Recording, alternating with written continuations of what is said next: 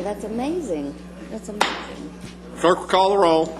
Glenn Whitley, County Judge. Here. Roy C. Brooks, Commissioner Precinct 1. Present. Marty Van Ravensway, Commissioner Precinct 2. Here. Gary Fickus, Commissioner Precinct 3. Here. J.D. Johnson, Commissioner Precinct 4. Here. Constitutes a quorum. Thank you. Our invocation this morning will be delivered by Rob McClellan, Senior Minister at the First Presbyterian Church of Arlington. Appreciate you coming out. After the invocation, please remain standing for our pledges. Please join me in prayer. Gracious and merciful God, as we begin this meeting today, remind us that we all live as part of community. Help us to work together to build the community so that all are free to live lives that glorify you. Make our communities places where all can live fully and fruitfully. Remind us that we are here to serve and not be served, and allow us to see this world the way that you see it and help those who need help. As each of these men and women serve the community, guide them to assist those in times of need. Remind us that we seek justice and that you are a God of justice.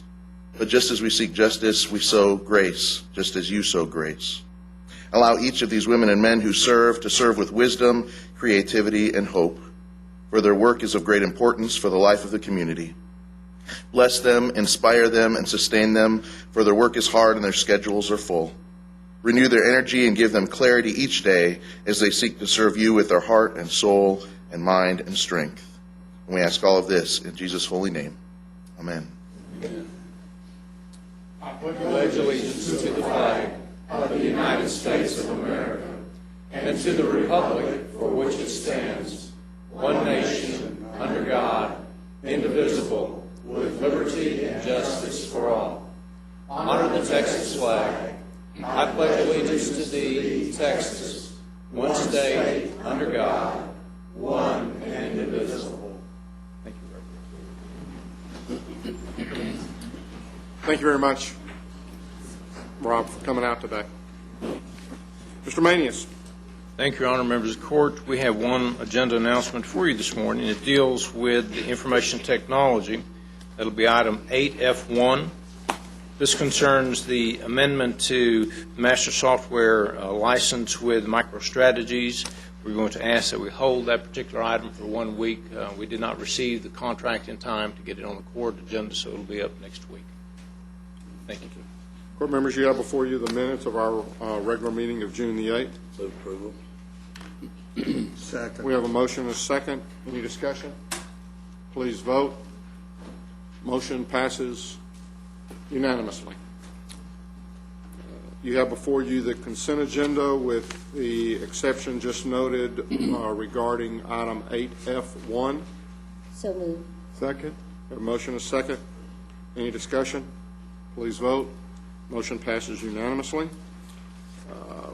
Mr. Manius. Thank you, Your Honor. Members of the Court, we have two items for you this morning. First, we're requesting that the court approve an MOU between Tarrant County and the City of Fort Worth as it relates to the 2009 JAG Awards. Move approval. Second. We have a motion and a second. Any discussion? Please vote. Motion passes unanimously. Finally, members of the court, on item number 2, we're requesting that the Commissioners Court consider and approve an exception to the county's travel policy. This is for AgriLife Extension. This will allow Ms. Ross to attend a meeting or a conference which will be held in Weatherford, Texas. Move approval. Second. We have a motion and a second. Any discussion? Please vote. Motion passes unanimously. Thank you, Your Honor. Ms. Glenn.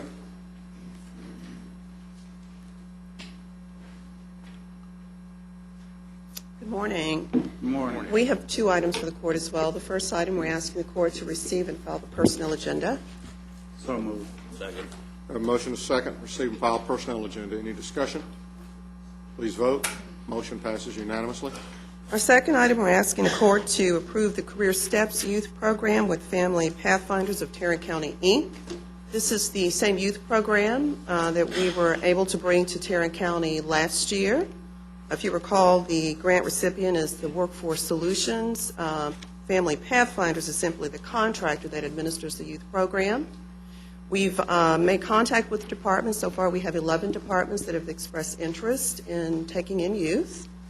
There are a couple of changes this year. The youth will range in age from 17 to 21. Youth will not be able to work more than 30 hours per week, Monday through Thursday. Friday, they will meet with their caseworker, so they will not be available for work. All youth will work or actually begin their assignments on Mondays, and the program will end September 17th. So we're pretty excited. The youth will get paid $8 per hour. We are providing a supervisor training class this Friday at 1 o'clock. Move approval. Second. A motion is second. Any discussion? Please vote. Motion passes unanimously. Thank you. Mr. Beecham.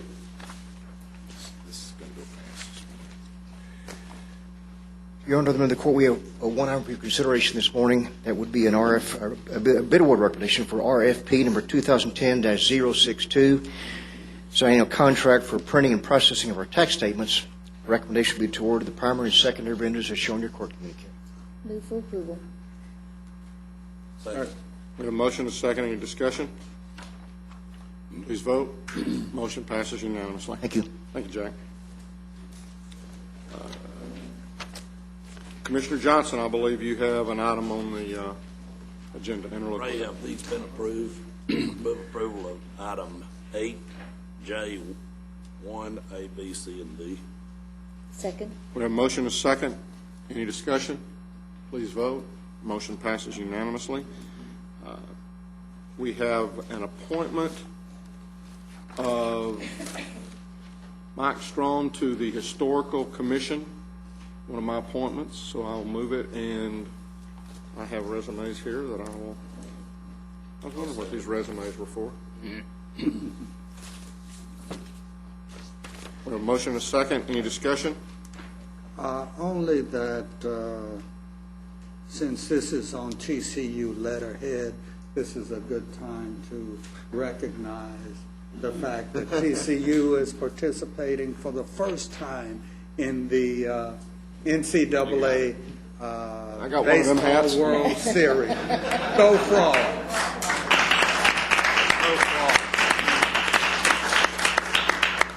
You know, most of these hats I got down here may end up being in the Big Ten. I think it's kind of funny now that I guess it's the Big 12 that can only count to 10. It's the Big Ten, formerly known as the 12. Yeah, I kept waiting for you to pull out your cap because I knew you had one somewhere. Yeah, and I really meant to wear the purple today too. And you know, it's one of those things where I think it's appropriate. I think it is appropriate that A&M be in a conference that says it's the Big 12, but they can only count to 10.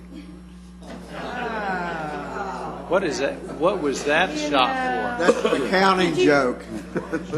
Did you stay up all night thinking of that? I did. I have been, and it's. You know it's budget time. I have heard rumor to that effect. Call for the question. Please vote. Motion passes unanimously. You have before you the claims, including the addendum. Move approval of the claims, including the addendum.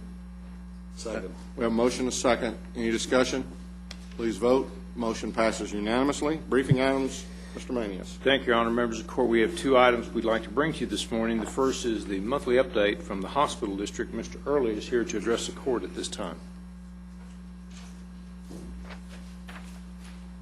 He needs to work with you on this, Mr. Early, it goes like this. I'm happy for them. I was delighted. I think the only ones in the conference that can count is UT because it's all a money issue. So if you talk about counting, it's UT that can count. Couple things that I wanted to tell you, and I have been told that I need to be brief with my comments, and I will be very sensitive to that. I think we've already passed the 7-minute mark, so you can. I understand. One of the things that we did at JPS, which you would think would not be something that would be noteworthy, but unfortunately or fortunately at JPS it is noteworthy.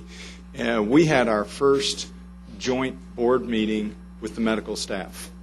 And you would think that that should be done on an ordinary basis, but at JPS it hasn't been done. So what we did was we asked all of our department chairs and our medical exec to come in and sit with us at a board meeting and have a joint board meeting. And it was very effective and very helpful. That, I think, is the progression of where JPS is now, where medical staff want to come to board meetings, want to participate, and give their input. We've not had that before. And I think that's a combination of the medical staff reaching out and wanting to play a role. It's also part of some of the administrative team wanting to reach out to those folks, which historically has not been good from either side.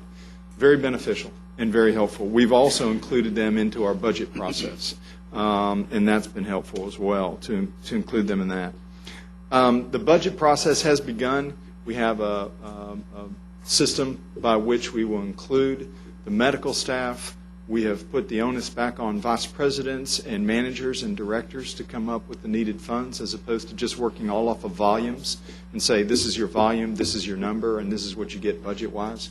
We're not doing that. We're having a much more participatory process in hopes of bringing you a better budget at the end of the process. The needs assessment that was conducted and released Thursday for public consumption will now be on our website. It's a fairly large document, so it's taking a little bit of time to get it on the website, but it, in its totality, will be on the website for anybody in the public who wants to see it, wants to look at the maps, wants to look at where all the numbers are, and anybody who wants to can have access to it. The other thing is we are, in fact, at TCU right now, and what we're doing... You're going to have to work on that. Well, you're going to have to work on that. I don't have that one down. I can do that one. I can do that one better. But I wanted to tell you that we are at TCU now, and what we're doing is we did a television show yesterday. We have a simulator with Allstate Insurance that helped pay for it, and we've taken one of our vans and converted part of it by which you can take a simulation of distractions while you're driving. And we give people a phone, and we tell them to look at the number that called. We tell them to do a text message, and we tell them to read a message. And it's amazing what happens in that simulator from an accident standpoint. So we have a program called Live 3D, which is Don't Drive Distracted. And we're taking it to the TCU campus this morning for a pilot during their summer programs, and then we'll hopefully take it in the fall, and we're taking it to the high schools as well. We have about 6,000 deaths a year in the United States that are attributed just to cell phone distractions. We have 22 million folks that have been in accidents in the United States because of cell phone use. So we're trying to make a better awareness program, particularly being a level 1 trauma center. And that's part of our awareness and our education program to do. So we will include you all and give you updates on that any time that we're coming to your precincts, and we'll let you know when we do our outreach to your high schools in your precincts if you all want to participate in any one. So that's all I have, Judge. What insurance company did you say? Allstate. It's State Farm. State Farm. I'm sorry. I apologize. I was wondering how come John Ed jumped up here so quick. I saw that too. I saw it out of the corner of my eye, and well, I got a text from Frankie at the very same time. Well, I may well be in it anyway, but I apologize. And I read the correct company in the Star Telegram, though. Well, and I appreciate you knowing, and I appreciate you reminding me. Thank you very much. Stop digging. Yeah. Betsy was just about to hit you over the head with a bat, but she was going to at least let you get away from the mic before she did it. Thank you. At least from my part of the presentation, I'm done and cooked. So anything else that you all have, I'm fine. So not only can you not pronounce the right names, you have a hard time with hand signals. I do. It's a tough day today. Thank you very much. Let me suggest to you that there are other universities in this county. There are. And could benefit from the same sort of... Yes, and our hope is to do that on every campus. The first one to initiate was TCU, but it's our intention to do it at every one and do it more than one time. And do it out at UTA and do it at their locations, both Fort Worth and their Arlington facilities. And I really like the idea of the high schools, too. Yeah, me too. Yeah. Yes. We will be doing that. We're seeing more young people in our trauma that don't need to be there because of texting and driving distracted. So Thank you, and I Let's appreciate not it. leave out Texas Wesleyan or Tarrant County College. Neither of them. We'll have them at all those. Thank you. You bet. Thank you. I'm leaving now. Have a good Thank day. Thank you, Robert. Members of the court, we have one final presentation as it relates to briefing. That's item C concerning the 2006 capital improvement projects. Mr. Phillips is here. Good morning. Good morning. Morning. I'd like to update you on the progress of the 2006 capital improvement program. First, the jail. The excavation work is well underway at the jail project site, and in the words of one of my project managers, Jeff Blackwell, the excavation work is 125% complete. So what you're telling me is you dug too deep? It looks like the excavation contractor was a little overly motivated and dug down about 3 to 7 feet lower than the contract documents call for. Goodness. Looks like they may have had a mathematical error in their calculations when they double-checked their control points and elevations and such. The structural engineers and soil engineers are working through the problem now. It looks like we'll be able to use the original rock once it's crushed up and compacted so we can fill up the low spots. So there'll be no cost to the county, and so the schedule will not be impacted. We hope to start drilling piers about a week early, and that'll happen next week. How are you going to stabilize that? That's why we've engaged our soil engineers and structural engineers. They'll do a very stratified compaction, just as they would with select fill on any other type of site. And they're going to use the original rock, which can be up to 24-inch size rocks. They're going to have to pulverize those down to 2 to 3 inches each, or bring in other material. Has there been any thought to making the ceiling 3 feet higher down there, and them just paying for the concrete to do that 3 feet around? No. Well, let me back up and ask, what's the problem with that? What you just said? Uh-huh. We would be reworking all the other construction documents, and the project would have to probably stop. That wouldn't be a good thing. Are they putting in piers also? Yes, 138 piers, and they start that next week. How deep are the piers? About 20 to 25 feet. That 3 feet's not going to matter. That's You fill it. the strata that they were going to bear with. The friction strata was lower than that anyway, so they do not have to drill any deeper. We checked that out. It'll be all right. Yeah, it'll be good. Good. To keep this opportunity from happening again on the project, Mark Starr, one of our project managers, has asked Gilbane Building Company to increase their use of quality control personnel on the site as relates to the trade contractors, double-checking the trade contractors' elevations and control points as it relates to the piers coming up, the foundation walls, and the floors, and so on and so forth, to make sure we don't have any issues. Couldn't just bring the whole building down 3 feet? Where was our guy? I just Don't we have a on-site construction manager now? He was there, and along with Gilbane Building Company, and that's why they was able to stop at 3 to 7 feet. Instead of Was this guy going 10 to or China? 20. I don't know. He had a new piece of equipment that was just a lot of fun to use. Moving on to the medical examiner's office, the project's going well. The pier drilling is about 80% complete. They're drilling about 72 piers. The average pier depth right now is about 50 feet into the ground to hit the limestone strata. So it's way down there. The tower crane, How many piers? there'll be 72, How many were we putting on the jail? 138, Oh, I'm sorry, I thought you said 28, and I missed the 100. 138. That makes sense then, okay.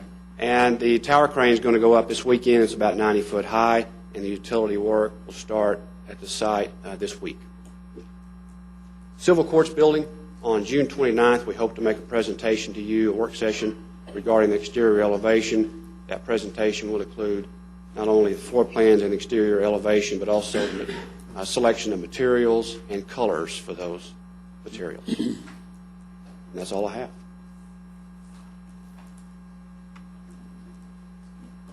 Thank you. Thank you. Your Honor, that's all we have this morning.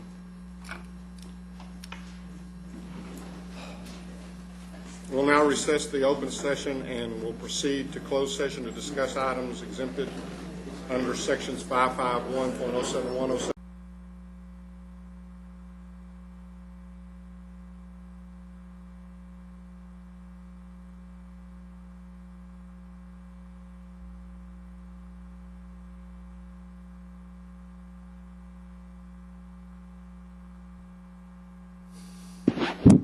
little lime in there.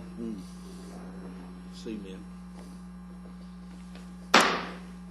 Having returned from closed session and there being no business at this time, we are adjourned.